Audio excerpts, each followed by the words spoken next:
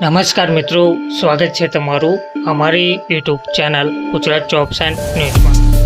મિત્રો, મુખ્યમંત્રી ભૂપેન્દ્ર પટેલ સાહેબની અધ્યક્ષતામાં ગાંધીનગરમાં આજે કેબિનેટ બેઠક યોજાવા જઈ રહી છે.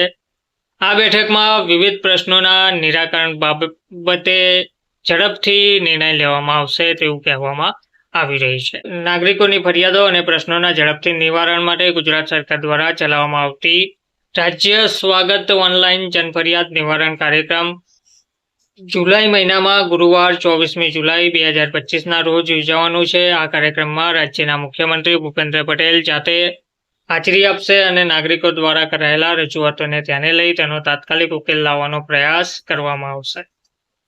તેમજ આ કાર્યક્રમ વડાપ્રધાન નરેન્દ્ર મોદી દ્વારા વર્ષ 2003માં શરૂ કરાયો હતો અને ત્યારથી દર મહિનાના ચોથા ગુરુવારે નિયમિતપણે આ કાર્યક્રમ યોજવામાં આવે છે. નાગરિકો તેમના વિવિધ પ્રકારની અરજીઓ કે ફરિયાદો માટે શ્રી ભૂપેન્દ્ર પટેલના જનસંપર્ક એકમ સવર્ણિમ સંકુલ 2 ગાંધીનગર ખાતે રૂબરૂ હાજરી આપી શકે છે. આ રજૂઆતો સવારે 8 થી 11 સુધી સ્વીકારવામાં આવશે.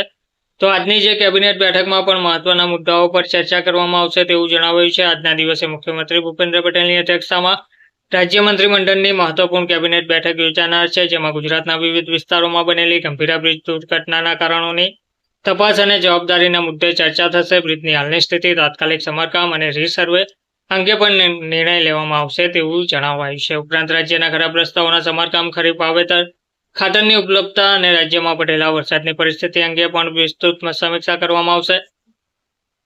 જળાશયો અને પાણીની હાલત અંગે પણ તંત્ર સંપૂર્ણ માહિતી મુખ્યમંત્રી સમક્ષ રજૂ કરશે.